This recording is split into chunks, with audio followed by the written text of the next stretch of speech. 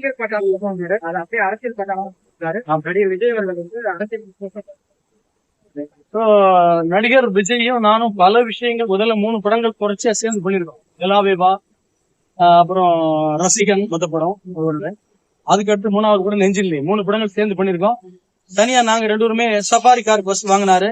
அப்ப அப்படிங்கும்போது அவர் கார் வந்து கிஃப்டா கொடுத்தாரு. எஸ்ஐசி சார் கிஃப்டா கொடுத்தாரு. என் பையனுக்கு கிஃப்டா கொடுக்க கிடைக்காது சார், நீங்க 2 ரவுண்ட் போயிட்டு வாங்க. நாங்க 2 ரவுண்ட் போயிட்டு வந்தோம். ஒரு ஷூட்டிங் ஸ்பாட்டுக்கு நாங்க சேர்ந்தே தான் போவோம். அது செஞ்சி கோட்டையில ஷூட்டிங் நடந்தது. 3-4 நாங்க 2 பேரும் தான் சேர்ந்து போவோம். காஸ்டியூம்ல கூட இருப்பாரு. 3 பேரும் அந்த ஷூட்டிங் ஸ்பாட் வரைக்கும் போவோம். ஆனா அவர் ரொம்ப பேச மாட்டாரு. அப்ப நானுமே பேச மாட்டேன்.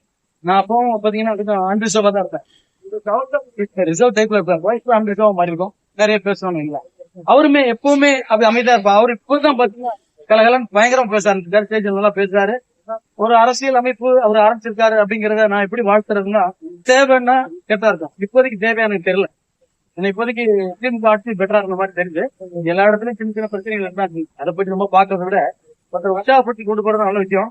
நான் ஒரு சோசியல் ஒர்க்கரா, ஒரு சினிமாக்காரனா பார்க்கும்போது எனக்கு அப்படி தோணுது. ஆனா அவர் அரசியல்வாதியாவே ஆசைப்பட்டு முதல்ல இருந்தே பிளான் பண்ணிட்டு இருக்காரு. 6 வருஷம் 7 வருஷம் பிளான். அதன்படி வரும்போது அவர் வேற மாதிரி பாயிண்ட் ஆஃப்ல பாப்பாராக்கலாம். தேவைப்பட்டா இன்னொரு எதிர்கால தேவைதான். ஒரு டிஎம்கே இருக்கும்போது ஏடிஎம்கே வேலை இருக்குது. அதையும் தாண்டி இன்னொரு பலம் வேணும்னா இவர் வந்தா தப்பு கிடையாது. இவருக்கு ஆதரவா நிறைய பேர் இருக்கதான் செய்யறாங்க. அந்த டைம் அவர் அந்த அடுத்த ஏப்ரல் மேல அவர் தேவைன்னா நல்லா இருக்கும். நானும் கூட ஆதரவு கொடுப்பேன். தேவையில்லைன்னா இல்ல இருக்க டிஎம்கே ஓகேன்னு சொல்றேன். இதான் நியாயம்.